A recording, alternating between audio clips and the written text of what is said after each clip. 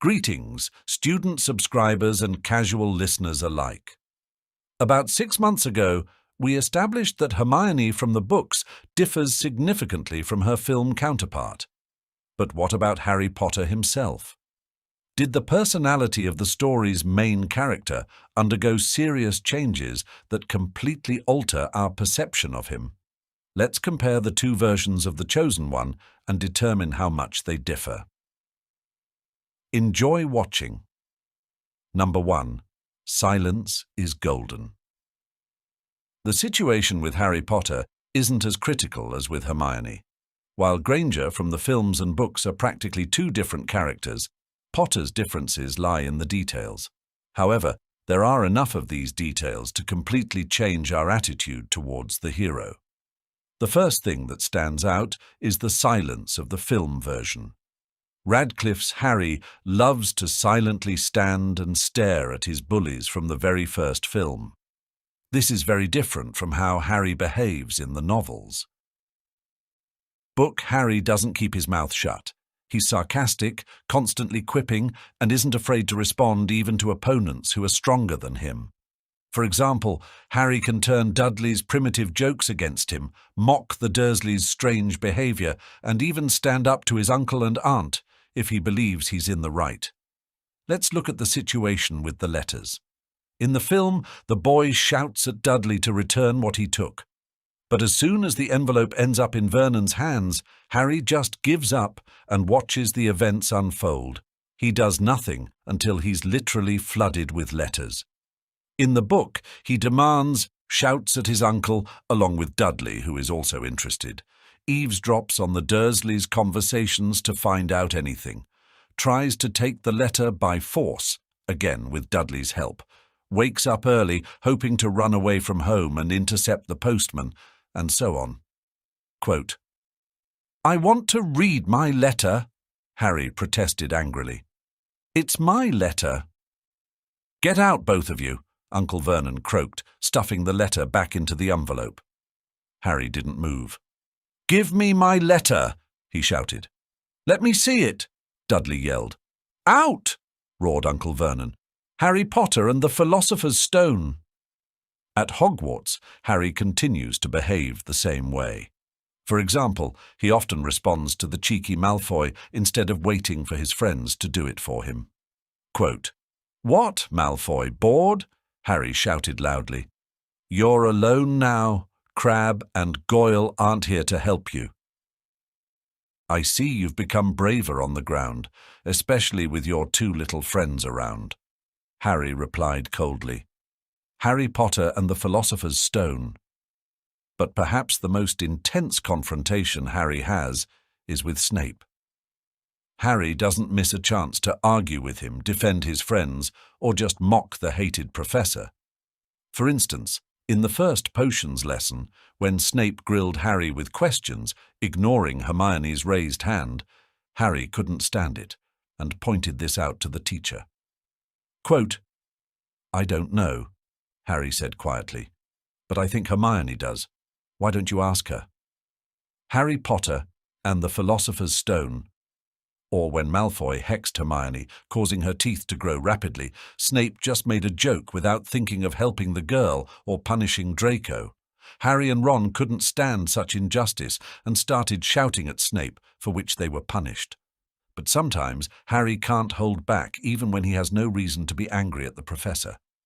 It seems the long-standing conflict takes its toll. Quote, "Do you remember that we are practicing non-verbal spells today, Potter?" "Yes," Harry replied through gritted teeth. "Yes, sir." "You don't have to call me sir, Professor." The words slipped out before Harry knew what he was saying. Several people gasped, including Hermione, but Ron, Dean and Seamus grinned appreciatively behind Snape's back. Harry Potter and the Half-Blood Prince. Number 2. The main character. Harry Potter is the main character of his story. This means the whole plot revolves around him. Given this, it would be nice if Harry influenced it somehow. Unfortunately, in the films, he often just finds himself in the center of events that unfold on their own. The letter incident mentioned earlier is a good example for this point too. While book Harry makes many attempts to get the desired envelope, his film version quietly waits for Hagrid's arrival. Harry's indifference reaches the point where he, a boy who just found out about a magic school, throws his new textbooks into a suitcase and blindly heads to Hogwarts, knowing nothing about it. Of course, this is more of a feature of the film adaptation, whose runtime is too limited to spend on such details, but while watching the movie, it seems like Harry isn't interested in magic at all. In the book, the first thing Harry does is leaf through A History of Magic and other textbooks, absorbing knowledge about the new world for him. So, Harry acts just like any child would in his place. Essentially, the only thing that sets him apart from Hermione is that he doesn't memorize the material. Now, remember the films, where Harry seems hopeless next to his friend. In fact, he read his new textbooks while living with the Dursleys. But did Snape really expect him to memorize 1,000 magical herbs and fungi? Overall, book Harry is more proactive. For example, he's the first to realize that Nicholas Flamel is an alchemist who once worked with Dumbledore. In the film, all the credit for finding the information goes to Hermione. And Harry alone puts Fluffy to sleep instead of arriving to everything ready. After Cedric's death, he doesn't wander aimlessly through the village, sinking into depression, but tries to find out what's happening in the world and if Voldemort is involved. Harry is deeply concerned that no one shares information with him. In the film, he idles again, or in Deathly Hallows, it's Harry who decides to escape from Gringotts on a dragon. In the film, it's Hermione's idea. Quote, "Follow me." Harry rushed to the blind dragon, casting stunning spells at the crowd of goblins as he ran. "Harry, Harry, what are you doing?" Hermione shouted. "Come on, climb on, quick!" Harry Potter and the Deathly Hallows, number 3. Smart, you say? Harry in the books behaves much more thoughtfully than in the films. At least, in The Half-Blood Prince, he doesn't wander around the town where a whole bunch of Death Eaters could attack him at any moment. Everyone knows where the Chosen One lives, but calmly sits in the safe house of the Dursleys, as Dumbledore ordered. Reading a wizarding newspaper in front of Muggles? Yeah, right. In The Philosopher's Stone, before jumping into the trapdoor, Harry instructs his friends to run to Hagrid and try to contact Dumbledore if something goes wrong, rather than risk themselves to save him. During the Triwizard Tournament, Harry spends a lot of time preparing and diligently studies spells that might be useful. Quote, "Don't worry about us," Hermione snapped when Harry reminded her about exams. He could have trained alone. "At least we'll get top marks in defense. We've learned so many spells with you. And it's great training for future auras. I hope we'll all become one." Ron's voice rang with enthusiasm. In a fit of excitement, he cast the stinging hex on a wasp flying into the classroom, which immediately froze in the air. Harry Potter and the Goblet of Fire. In Order of the Phoenix, he doesn't rush blindly to trust visions of Sirius in the Department of Mysteries. Before running headlong to the Ministry, where he's obviously expected to be trapped, he first tries to contact the house on Grimmauld Place. Only after making sure that his godfather is indeed not home, according to Creature, does Harry head to London.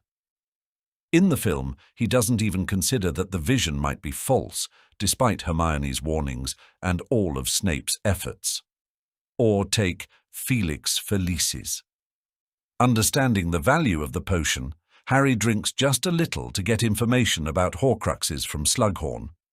Later, he shares the remaining potion with his friends to increase their chances of surviving the battle with the Death Eaters.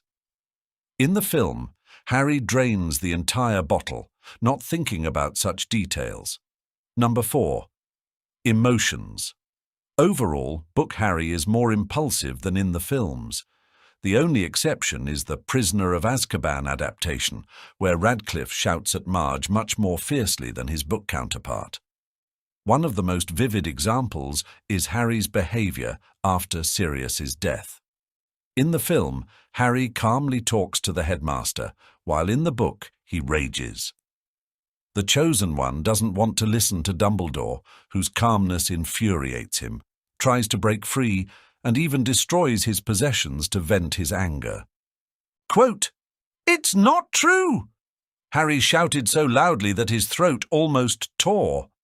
For a second or two he struggled with himself. He wanted to rush at Dumbledore and smash him, just to not see that calm old face anymore, to shake him, to hurt him, to make him feel at least a fraction of the horror that filled his being. "Let me out," he said, trembling violently. "No," Dumbledore replied simply. For a few moments they looked at each other silently. "Let me out," Harry repeated. "No. If you don't, if you keep me here, if you don't let me. I don't mind if you continue to destroy my things," Dumbledore said serenely. "Perhaps I have too many." Harry Potter and the Order of the Phoenix, or The First Kiss with Ginny. In the film, it's entirely her initiative. Potter, in his typical manner, just stands and waits for everything to happen by itself. But in the book, it's Harry who kisses Ginny in front of the whole house. Quote, "We won!" Ron shouted, appearing right in front of him, waving the cup. "We won! 450 to 140! Victory!" Harry looked around. Ginny was flying towards him, a determined expression on her beaming face. She wrapped her arms around Harry. And he, not thinking anything, forgetting that they were being watched by about 50 people, not even realizing what he was doing, kissed her. Several long moments, or maybe half an hour, or perhaps several sunny days passed before they broke apart. The common room was completely silent. Harry Potter and the Half-Blood Prince. Number 5. A True Gryffindor. Both book and film, Harry are always ready to jump into the fray to protect their friends. Their own safety is their last concern. In this, both versions of the character are very similar. However, there is a scene that contradicts the character of the hero. I'm talking about Dumbledore's death in the Half-Blood Prince adaptation. In the film, Harry silently stands aside and watches his weakened mentor being killed. He even trusts Snape, whom he suspected of all possible sins for the last 6 years, apparently forgetting that he made the unbreakable vow and is bound to protect Draco. If I know Harry well enough, he would have definitely intervened. This is Potter. He won't stand by when one of his friends is in danger. Harry would have at least rushed at the Death Eaters to distract their attention from the old man, and at most he would have tried to summon Dumbledore's wand and return it to its owner to fight the Death Eaters together. Or at least he would have followed Snape to help him in the battle against the Death Eaters. Apparently aware of this, Book Dumbledore immobilized Harry non-verbally, hiding under the invisibility cloak. He had no choice but to silently stand and watch until the binding spell lifted with Dumbledore's death. Unlike his film version, Book Harry is much more thoughtful, intelligent, and emotional. He tends to act recklessly, but when necessary, he shows the qualities of a true leader, understanding that sometimes rushing headlong into deadly danger is not the best idea. Thank you for watching until the end. I hope this means you found it interesting, and if so, don't forget to like, share your opinion in the comments, and subscribe to the channel.